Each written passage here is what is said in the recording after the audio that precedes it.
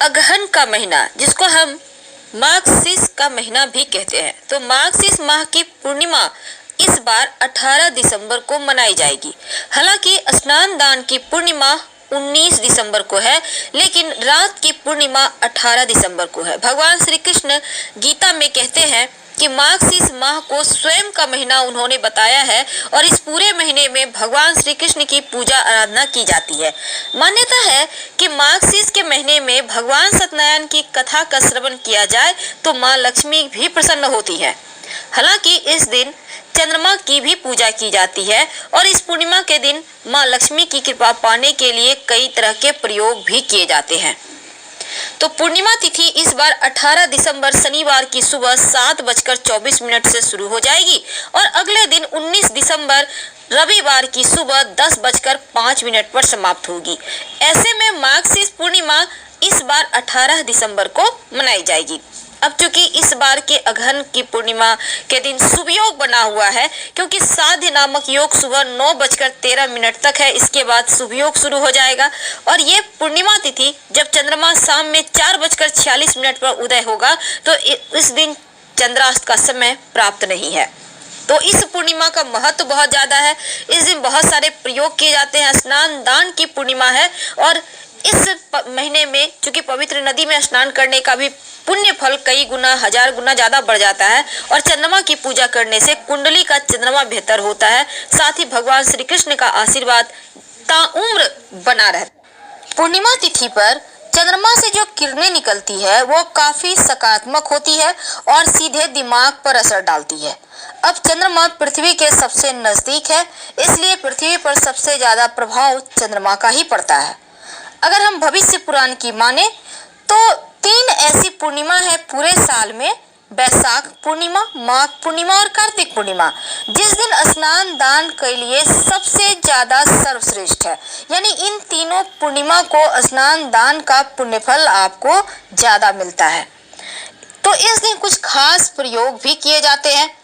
अगर आप नदी में स्नान करते हैं तो हाथ में कुसा घास लेकर स्नान करें।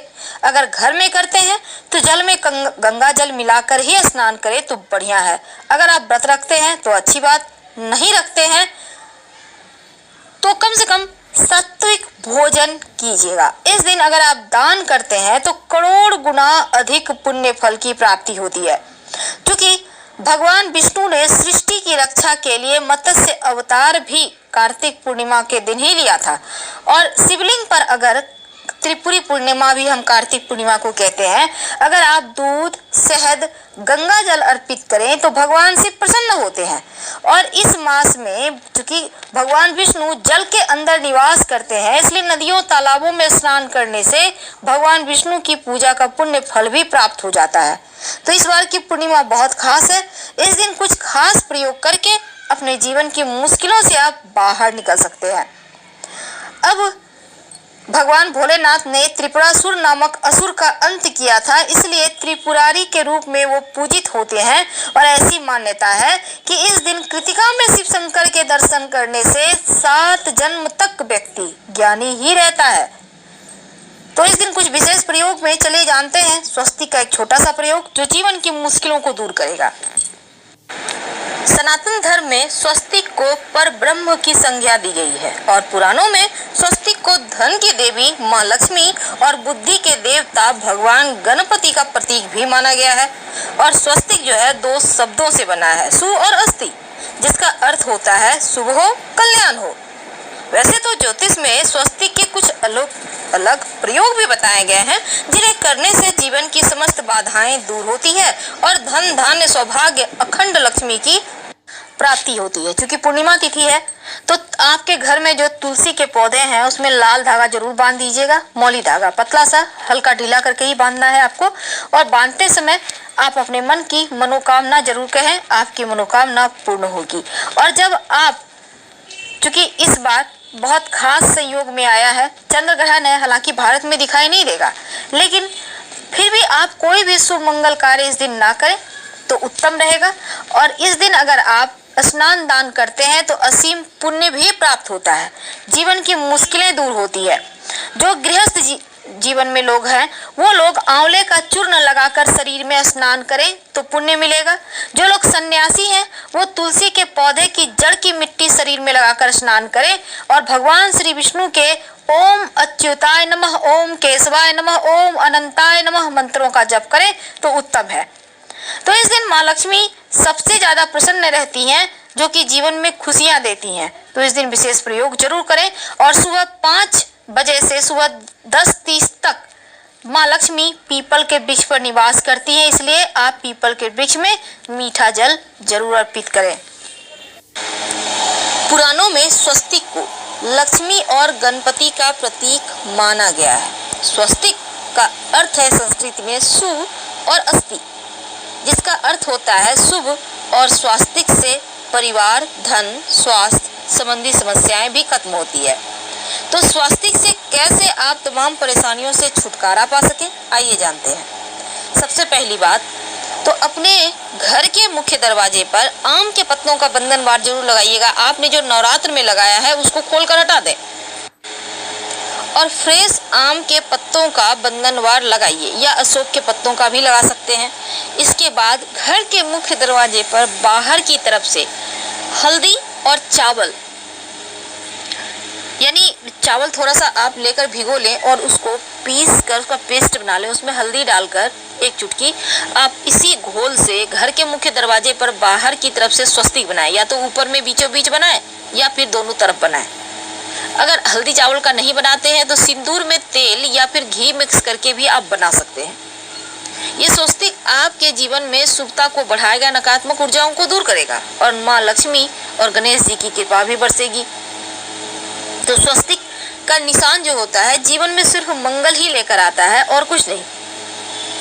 अब घर के मंदिर में जब आप पूजा पाठ कीजिएगा, जब आप दीपक जलाते हैं पूजा करने के समय, तो क्या करें? देखिए, पहले तो एक बात जान लें, जब आप स्वस्तिक बनाइएगा तो दोनों तरफ 2 खड़ी रेखाएं जरूर डालिएगा।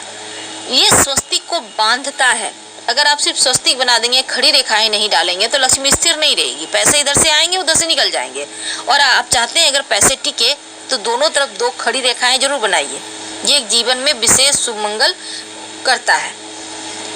तो घर के मंदिर की बात करते हैं। जब आप घर के मंदिर में पूजा पाठ करेंगे तो एक थाल में दीपक जलाते होंगे, तो थाल में आप एक स्वस्तिक बना लें, सिंदूर से ही छोटा सा बनाइए, बहुत बड़ा नहीं बनाना है। अब उस पे आप 5 तरह का अनाज रखें या फिर आप सिर्फ चावल ही रख दें 5 दाने, और उसके ऊपर दीपक जलाएं। अगर चावल भी नहीं है तो आप यहाँ पर फूलों की पंखुड़ी रखकर फिर दीपक जलाएं, तो आपकी मनोकामना जल्दी पूरी होगी। अब चूंकि ये तिथि बहुत खास है, इसलिए आप पूरे घर में जल में थोड़ा सा पूजा पाठ करने के बाद एक सिंपल सा प्रयोग कीजिएगा, या पहले भी कर सकते हैं। जल ले लें, जल में 1 चुटकी हल्दी डालकर इस पानी इसके पूरे घर में छिड़काव करें। बाकी बचा हुआ पानी घर में भी बाहर में भी, याद रखिए, बाकी बचा हुआ पानी पौधे में डाल दें। एकदम से देखिएगा शांत महसूस करेंगे खुद को। दूसरी बात, इस प्रयोग को करने के बाद आप एक पात्र में पानी ले लें, उसमें फूलों की पंखुड़ी डाल दें और इसको अपने घर के मुख्य दरवाजे के अंदर दाहिनी तरफ रखें। यानी घर से आप बाहर निकलेंगे तो आपके हाथ जो दाहिने तरफ होंगे ना, उसी साइड रखें। और ये पात्र मिट्टी का भी हो सकता है, आपके घर में जो भी बर्तन है आप वही ले लें, लोटा भी हो सकता है, तो उसको रख दें और उसके नीचे भी एक स्वस्तिक बना दें। जो लोटा आप रखेंगे जिसमें आप पानी रखेंगे फूलों वाली, उसके नीचे भी एक स्वस्तिक बना दें। फूल से ही स्वस्तिक बना सकते हैं या फिर आपके घर में अबीर गुलाल है उससे बना दें। और हमेशा ही स्वस्तिक सीधा बनाया करें, उल्टा स्वस्तिक मत बनाइएगा वरना परेशानी में पड़ जाइए। घर में उल्टा स्वस्तिक नहीं बनाना चाहिए, अमंगल लाता है। तो इस तरह से आप जो जल है जो आपने फूलों की पंखुड़ी रखा, इसको आप देखिए कम से कम 2 दिन रहने दीजिएगा। और इस वैसे तो आप पूरे महीना जला सकते, इस तरह से रख सकते हैं, पूरे साल रख सकते हैं, ये अच्छा माना जाता है। जल रखना वो आपके घर के शुभता को बढ़ाता है, नकारात्मक ऊर्जा को जल ही सोख लेगा, घर के अंदर नहीं आता, इसलिए रखा जाता है। और जब भी शुभ मंगल दिन हो तो ये जल जरूर रखें। अब इसको 2 दिन के बाद आप किसी पौधे में डाल दीजिएगा, फ्रेश रख लीजिए। अब एक खास प्रयोग जो आपकी मन्नत को पूरा करेगा। अगर लंबे समय से कोई ऐसी मनोकामना है जो पूरी नहीं हो पा रही है, नौकरी नहीं लग रही, व्यापार नहीं चल रहा, विवाह नहीं हो, आपका घर नहीं बन पा रहा, तमाम तरह की परेशानियां होती है, संतान का सुख नहीं है, तब घी में सिंदूर मिक्स कर लें थोड़ा सा और लेकर पास के किसी भी मंदिर में चले जाएं। मंदिर की दीवार पर एक उल्टा स्वस्तिक बना दें, अपनी समस्या कहें और घर चले आए बिना पीछे मुड़े। मंदिर की दीवार पर बाहर की तरफ से भी बना सकते हैं, अंदर की तरफ से भी बना सकते हैं, ठीक है। अब जब आपकी मनोकामना पूर्ण हो जाए तब आप फिर से मंदिर जाएं। अब मान लेते हैं आप उस जगह नहीं है, कहीं और रहते हैं, कोई बात नहीं, जहाँ रहते हैं वहीं के पास के किसी भी भगवान के मंदिर में एक सीधा स्वस्तिक बना दीजिएगा। या कोशिश कीजिएगा कि आपने जिस भी भगवान के मंदिर में बनाया, जैसे हनुमान जी के मंदिर में बनाया तो हनुमान जी के मंदिर में बनाएं, ये ज़्यादा अच्छा रहेगा। तो आप जरूर बना दें अगर आपकी मन्नत पूरी हो जाती है तो। कई बार क्या होता है, आपको सपने ही अच्छे नहीं आते, नींद नहीं आती, परेशानी ज़्यादा है, तब सोने के पहले अपनी तर्जनी उंगली, जिसको हम बृहस्पति की उंगली कहते हैं, इंडेक्स फिंगर कहते हैं, आप हवा में ही स्वस्तिक बनाएं और फिर आप सो जाएं। देखिए अगर नींद अच्छी आएगी, बहुत अच्छी। और तर्जनी उंगली से जब आप स्वस्तिक बनाते हैं ना तो बुरे सपने भी नहीं आते। और घर के बाहर अगर आप, चूंकि हमने कहा कि आपको स्वस्तिक बनाने के लिए से देवी देवता भी खुश रहते हैं, मनोकामनाएं पूर्ण होती है। और घर में जब आप माँ की मूर्ति को स्थापित करें या किसी भी भगवान को, तो स्वस्तिक बनाकर उस पर मूर्ति स्थापित करेंगे तो आपकी मन्नत जल्दी पूरी होती है। जो व्यापारी है वो अपने व्यापार स्थल पर हल्दी के पाउडर से या घोल से स्वस्तिक बना दें तो आपका व्यापार अच्छा चलेगा और किसी का नजर भी आपके व्यापार को नहीं लगेगा। तो इस दिन आप जो भी प्रयोग करेंगे उसका आपको फल जरूर मिलता है। दान जरूर कीजिएगा ताकि करोड़ों गुना अधिक फल मिले। हम आपसे विदा लेते हैं। हर हर महादेव।